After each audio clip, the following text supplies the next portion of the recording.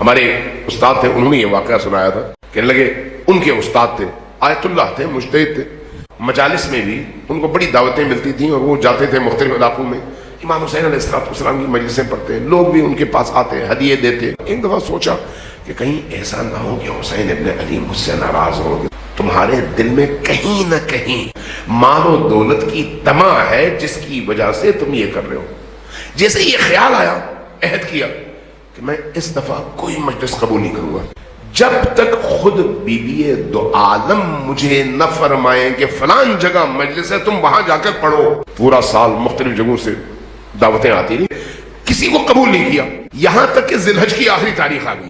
آخری رات سوئے تو بی بی تشریف لائی اور فرمایا کہ فلان علاقے میں غریبوں کی آبادی ہے، تم جاؤ وہاں پر، ایک اس نام کی خاتون ہے اور ان سے کہو کہ میں تمہارے گھر کی مجلس پڑھنا چاہتا ہوں۔ اگلے دن پہنچ گئے وہاں پر تو دیکھا ایک بوڑھی خاتون پانی سے اپنے برتن مانج رہی ہیں۔ کہا مجھے اس نام کی کسی خاتون کی تلاش ہے۔ کہا وہ میں خود ہی ہوں۔ کہا کہ میں چاہ رہا تھا کہ آپ کے گھر آؤں، آپ کی مجلس پڑھوں۔ کہا ہاں، اب تک مجھے مجلس پڑھنے کے لیے کوئی بندہ نہیں ملا تھا، میں آپ کا شکر گزار ہوں آپ تشریف لائے، لیکن یاد رکھیں ہمارے گھر میں کوئی بڑی تعداد نہیں ہوتی لوگوں کی، بس 4 5 6 لوگ ہوتے ہیں بس۔ کہا کوئی بات نہیں۔ جا کر جب میں بیٹھ گیا تو میں نے دیکھا پردے کے اس پار کوئی 5 6 افراد ہیں زیادہ سے زیادہ۔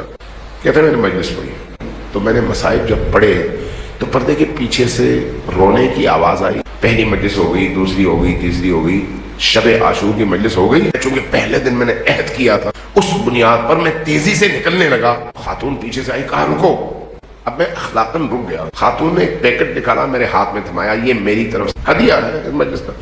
کہا کہ نہیں، میں نے عہد کیا ہوا تھا بی بی دو عالم سے کہ میں پیسے نہیں دوں گا۔ تو کہا میں نے سارا سال محنت کی ہے، یہ پیسے جمع کیے ہیں تاکہ بی بی کی بارگاہ میں ان کے بیٹے کا پرسہ دے سکوں اور مجلس کروا سکوں، نہیں لوگے تو میں تمہیں جانے نہیں دوں گی۔ اب وہ جتنی بھی مقدار تھی اور جیب میں رکھا۔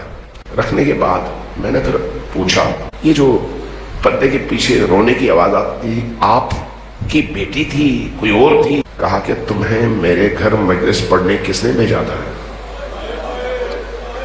کہا بی بی دو عالم حضرت زہرا سلام اللہ علیہ۔